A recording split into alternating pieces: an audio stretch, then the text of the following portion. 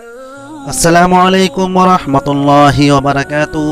میرے پیارے دوستوں، بزرگوں اور عزیز ساتھیوں، میری پیاری بہنیں اور بھائیوں،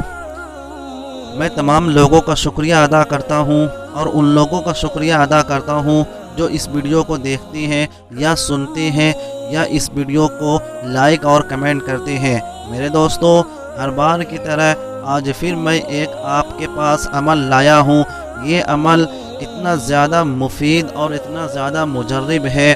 کہ آپ وشواس نہیں کر سکتے ہیں۔ بڑے بڑے علماء، ہمارے اکابرین کا یہی عمل رہا ہے۔ جب انہیں کسی چیز کی ضرورت ہوتی یا کوئی مصیبت میں پڑ جاتے یا کسی چیز کا ٹینشن ہوتا تو وہ یہ عمل کرتے تھے، اور عمل کرنے کے بعد وہ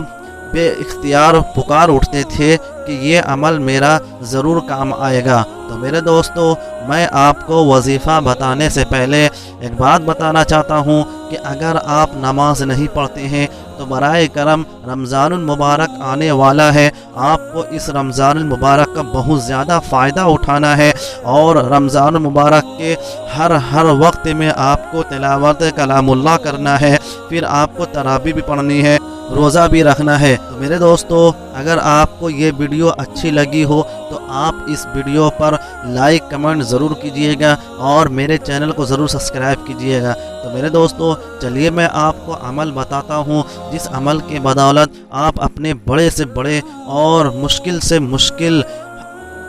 مسئلے کو حل کر سکے اور اچھی سی زندگی گزار سکے۔ تو میرے دوستو، عمل یہ ہے کہ اگر آپ کو کسی چیز کی ضرورت ہو، چاہے دنیا میں کسی چیز کی بھی ضرورت ہو،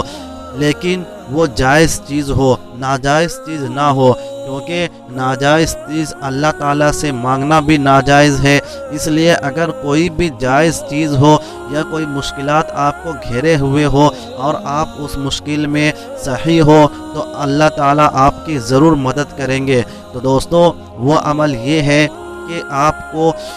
فرض نماز کے بعد یا کسی بھی وقت، لیکن وہ نماز کا وقت ہونا چاہیے، ایسی وقت نہ ہو جس میں نماز نہ ہوتی ہو، تو ایسے وقت میں آپ گھر میں یا مسجد میں جا کر یا کسی بھی جگہ جو پاک جگہ ہو وہاں پر جا کر آپ کو 2 رکعت نفل نماز کی ادا کرنا ہے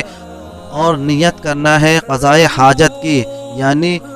میری جو حاجت ہے وہ پوری ہو جائے، اس نیت سے آپ کو 2 رکعت نفل نماز پڑھنا ہے۔ نفل نماز پڑھنے کے بعد درود شریف پڑھ لے، 3-4 مرتبہ درود شریف پڑھ لے، اس کے بعد اللہ سے دعا کرے، اللہ سے جو آپ کی حاجات ہیں وہ مانگیں اور اپنے مسئلے کا حل مانگیں، اپنے رزق میں